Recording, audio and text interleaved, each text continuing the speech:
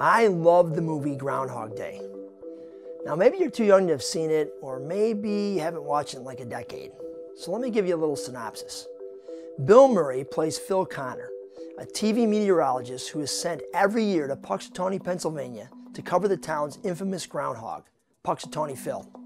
Will the famous rodent come out of his hole and announce the end of winter or not? Early on, it becomes obvious that Phil hates this assignment. Actually, he hates his entire life. And he takes his anger and frustration out on everyone around him. His co-workers, his friends, even the people of Punxsutawney. But this time in Punxsutawney, a weird thing happens. Over and over, Phil wakes up and it's always Groundhog Day. Again, every morning. He lives the exact same events over and over again. Phil Connors is literally stuck in the same day. And that's what makes Groundhog Day a brilliant film. It explores how people respond when they are stuck. Now this may seem a bit too deep for a comedy, but I'm pretty sure the writers were aware of Kierkegaard's existential philosophy. Maybe you're a little rusty on your Kierkegaard, so here's the Cliff Notes version. Kierkegaard believed that man has three stages of existence: the aesthetic, the ethical, and the religious. The aesthetic stage is the most basic. It consists of man in bondage to his passions. He is egocentric and lives for the gratification of his pleasures.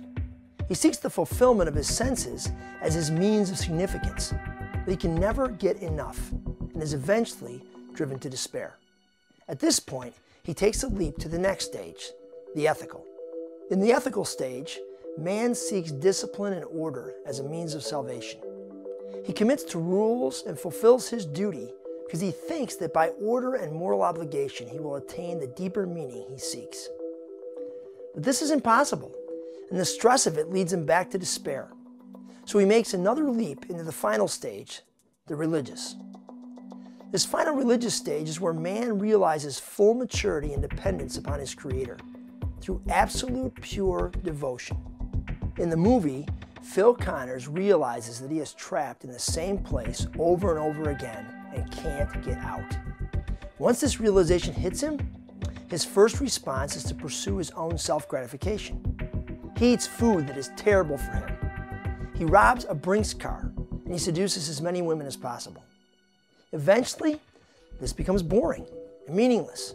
In his despair, he begins to kill himself in a variety of ways, always waking up alive in the same bed on the same day.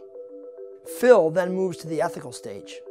Every day, he rescues the same kid from the same tree, saves the same guy in the restaurant from choking, and changes an old woman's tire. But despite living by the rules, Phil remains stuck in Groundhog Day, and once again, he's driven to despair. With nowhere else to turn, he devotes himself to one thing: selflessly pursuing a relationship with his coworker, Rita.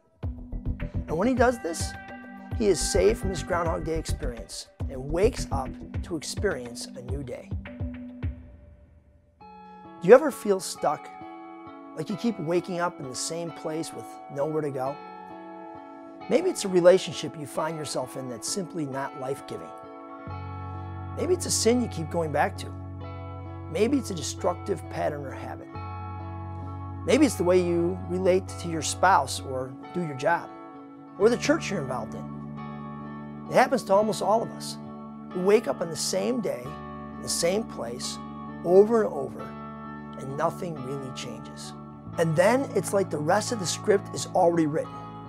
I've seen it play out in so many people's lives, just like Groundhog Day.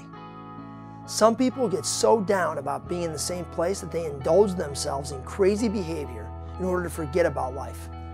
Others pursue discipline through rules and regulations, hoping that following the rules will make a difference and give them meaning and direction. And a few devote themselves wholeheartedly to one thing, pursuing it with their whole heart. But like Groundhog Day, it's usually not a creator they're pursuing, but something else. Unfortunately, unlike Groundhog Day, it doesn't lead to a happy ending.